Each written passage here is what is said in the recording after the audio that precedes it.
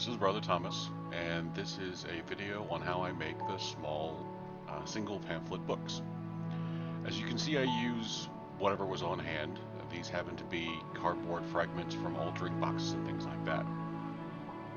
And the reason I use this kind of material is just to demonstrate the technique, basically. So first we'll go over what you'll need to do this. It's not that complicated, but there are some things that are handy. First, you'll need a pricking awl or some kind of thing to punch holes, some kind of binder clip to hold the papers and the covers together, some kind of folder or wooden spoon will work as it would make things nice and neat, beeswax and needle and thread plus your cover material. The beeswax is really useful when you are threading needles and things through paper so they don't get kinked and caught up in things and create knots. Okay, so here we go. I've sped up this process because it takes a bit, but doesn't take that long. So what I do is I measure out a length of string. I'm using crochet cotton thread for my books. It's thick enough that it doesn't cut into the paper itself, but not so thick that it's actually like a cord kind of a thing. I double it in half and run it a couple times through a hunk of beeswax that I have, and then put it on a relatively long needle. I think it's about like 2 inches or something. So once you have it threaded through, which takes a bit to get it in the center and things, you want it double strength, if you will. I wind it up and put it to the side. For this project, I'm using a cardboard template because I've made so many notebooks. It's easier just to have something already the right size to make it easier to cut things out. The template is essentially a piece of cardstock that I've cut down to the right size that I need and then punched holes down the center. Don't worry about the holes now on the template, we'll get into that later. For now, it's just essentially the size of the book you want.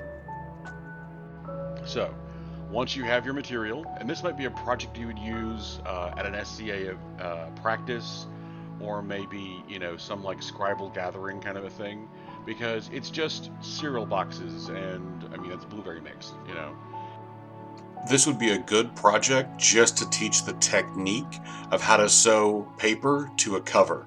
Once they have that, they can go from wherever they want to. So take your cover and your pages and your template and put them all together with the binder clips. Stack them up nice and neat so they all line up. And then you'll need the two things I forgot to mention, which is some kind of X-Acto knife and a cutting board. As you can see, my template is slightly smaller.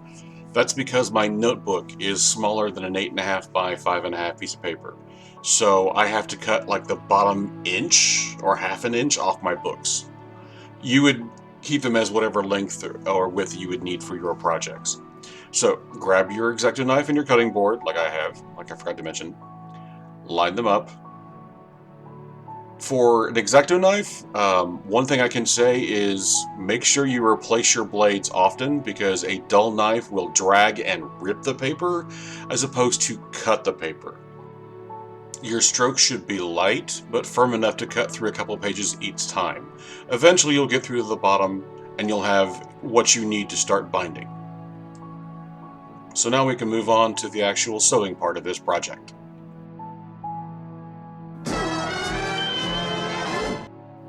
I grew up in the 80s, I couldn't resist. Okay, so now that you have your cut down block, you need something that your pricking awl can stab into. What I'm using is a piece of packing material we got with a TV or something. It's just a piece of closed cell foam that you can stab through the template, the cover, and the paper in one shot. I got my pricking awls on Amazon. I can send a link out if you'd like. But the template already has the holes pre-punched and aligned on it. For this template, I'm using a 1/2 inch spacing guide.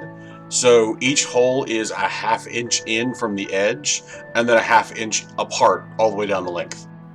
You don't have to use a 1/2 inch, just make sure there's an even number of holes down the entire length. Grab your needle and thread and start sewing from the inside of the book first. Pretty simple, just sew down the length, turn around, come back up again, and eventually you'll tie the two ends off on the inside of the book.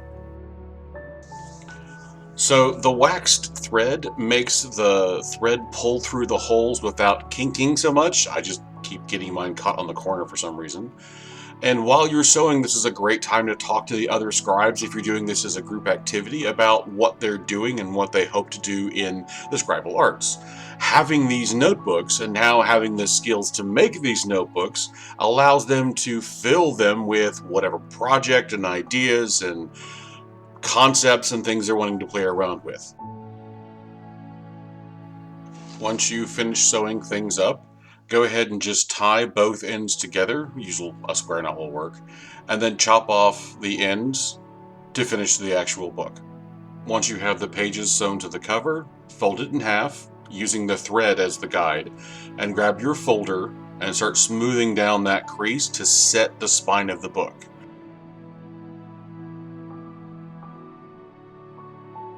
But notice here that the edges of the pages have creeped out beyond the cover. We need to cut those off. So once you're set with that spine, grab your X-Acto knife and the cutting board and we'll get to work. So grabbing a ruler or some other kind of straight edge, just again, lightly drag your X-Acto knife across the cover and cut through a few pages at a time until you're down at the bottom. This will remove all that excess page creep.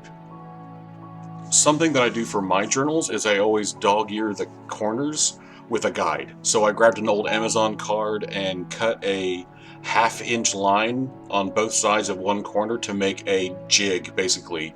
And it allows me to cut off the corners evenly. The reason I do this is because my books tend to get beaten up in my gym bag or in the journal, so not having those corners makes it so the journal or the book doesn't get damaged. This may not be a factor for the journal-sized books, but for the books designed to fit in a pocket, yeah, they're going to get damaged and banged up if you don't trim off the corners. So I just took off a little bit on the edge. So there you have it, relatively small, relatively cheap. Small notebook you can put into your sight bag or your Scribble box or whatever else to capture whatever ideas you need to.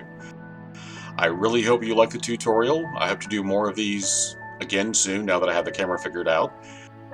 Thanks so much for watching, and I hope to see you soon. Bye-bye.